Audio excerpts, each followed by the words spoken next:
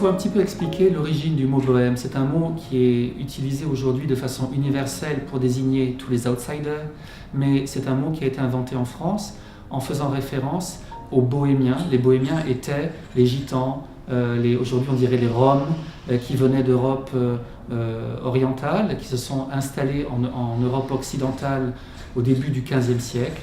Et certains de ces groupes venaient par la Bohème, qui aujourd'hui est en République tchèque et en Slovaquie. Et cette Bohème a donné leur nom, cette région a donné son nom à ces premiers groupes qui se sont installés en France. Quand on a voulu donner un nom à ces groupes d'artistes qui, au XIXe siècle, vivaient librement, en s'inspirant des modes de vie des bohémiens, très naturellement, on leur a donné ce nom de bohème, bohémien, qui était très péjoratif, c'était pas du tout valorisant.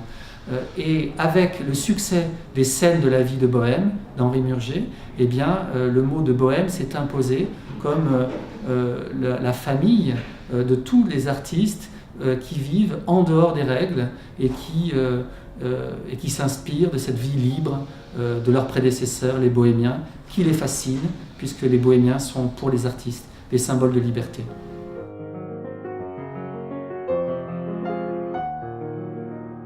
On peut dire que les artistes bohèmes se sont vraiment opposés à la société bourgeoise et aux normes académiques. D'abord dans leur formation.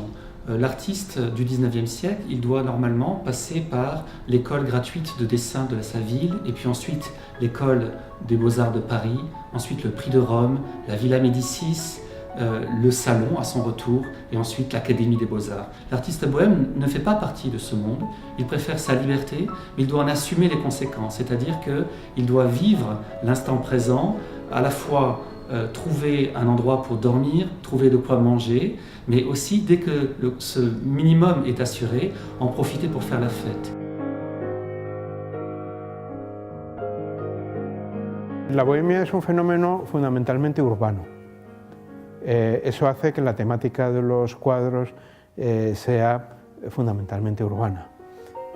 No es, si habíamos visto que con los impresionismos, para romper con las convenciones, los artistas se iban al campo, aquí es un poco los artistas cómo vuelven a la ciudad y cómo viven.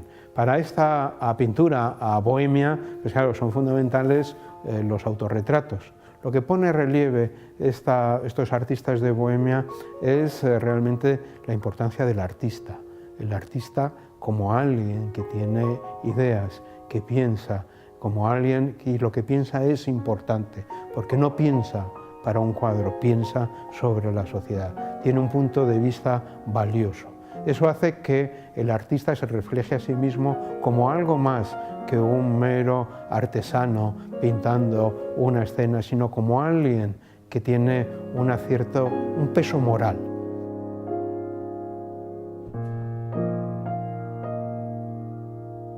L'artiste qui autrefois voulait s'intégrer dans la société aristocratique, dans la société bourgeoise, cherchait à ressembler à ceux qui devaient l'accueillir.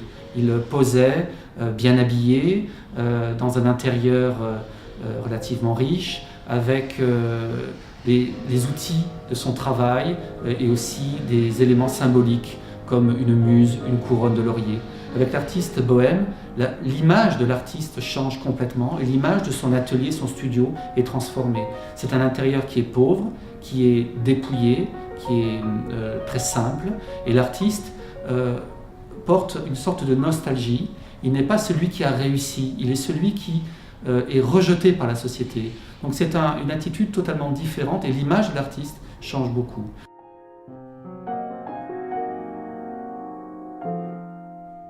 El gran aporte del arte de Bohemia es esa idea del artista como algo más que un artesano.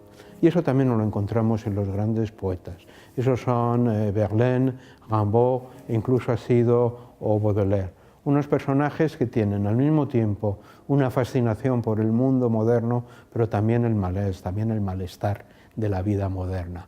Esa conciencia crítica que es capaz de empujar en el mundo moderno hacia más avances, pero que también siente lo que luego en Sartre será la náusea, ¿no? Ese malestar del mundo moderno, ese realmente es el arquetipo que es de artista moderno, artista maldito, artista bohemio, que es en el que todos participan y realmente participan lo que después ya de la Segunda Guerra Mundial aceptaremos todos como los intelectuales. Los intelectuales que son pues eso, los artistas, los escritores, una nueva clase, realmente una nueva clase cuya labor es opinar, cuya labor es tener un juicio crítico, y todo eso es lo que se va a formar en este origen del mundo bohemio.